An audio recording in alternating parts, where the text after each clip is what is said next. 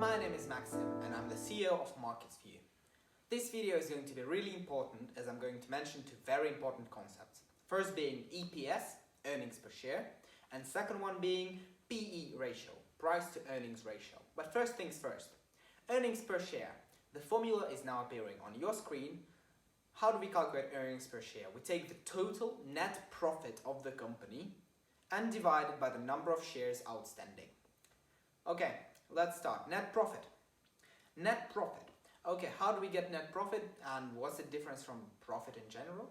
Okay, so if you take the revenue of the company, so everything which they sold, and you take away the operational costs, so what they spent to produce those goods that they sold, you get gross profit.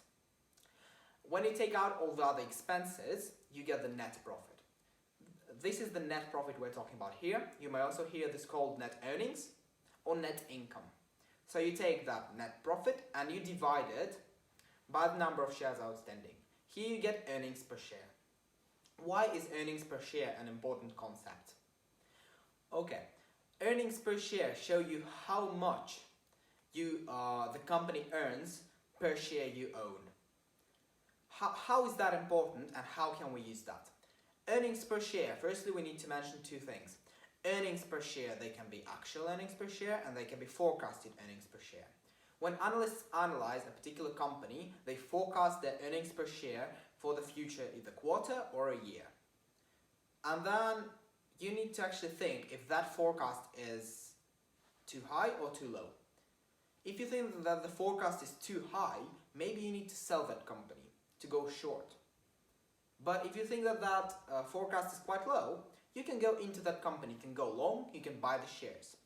When the company releases its financial statement, so income statement and statement of financial position, balance sheet, then you may see that if the earnings per share have been higher than the forecast, then the company will temporarily see an increase in its stock. If the earnings have been lower than the forecasted earnings per share, we will see the stock decreasing.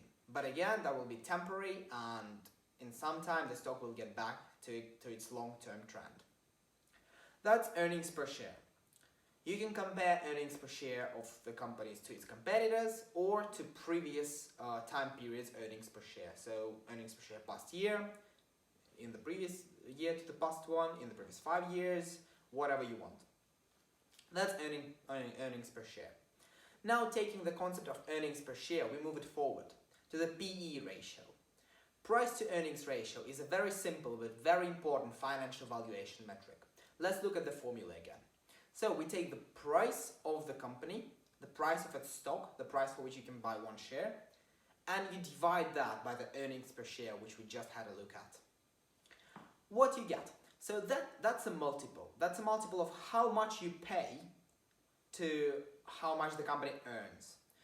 As you can probably guess, the higher the PE ratio, the worse it is for the company. Because for the price of the share, we get lower earnings.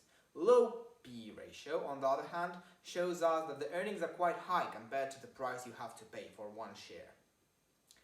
Okay, what do you do with a PE ratio? So someone comes to you and says, okay, this company has a PE ratio of 20.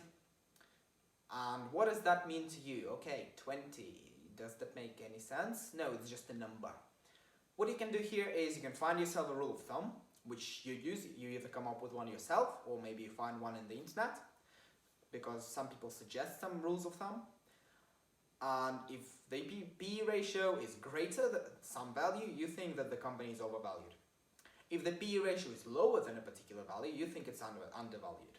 However, I would not advise you to do that. My advice would be you compare the PE ratio to the similar companies, to the competitors.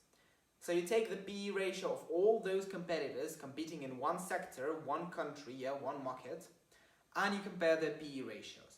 If the company you're looking at has a lower PE ratio than its competitors, this may be the sign that the company is undervalued. And when the company is undervalued, you may want to invest in it. If the PE ratio is higher, then you may not want to invest in it. However, you also need to consider other factors and you can't make your investment decision just based on the PE ratio. This would be really unprofessional and may lead to serious consequences. You may lose lots of your capital if you base your investment decision just on the PE ratio. Okay, just a few more things to mention in this video. A very important thing may be that if you look at the price of a company and you see it's high in absolute terms, a good example may be Amazon, whose price is above $4,000 per share, $4,000, yeah? You may think, oh god, that's expensive. However, you shouldn't do that. You can look at the PE ratio, and if the PE ratio is relatively low compared to the competitors, and potentially compared to the previous years of the company, its previous PE ratios, that stock may actually be cheap. Although it's expensive in absolute terms, the value is high, it may be cheap, but a stock which has a very low price for one share may actually be expensive if its PE ratio is quite high.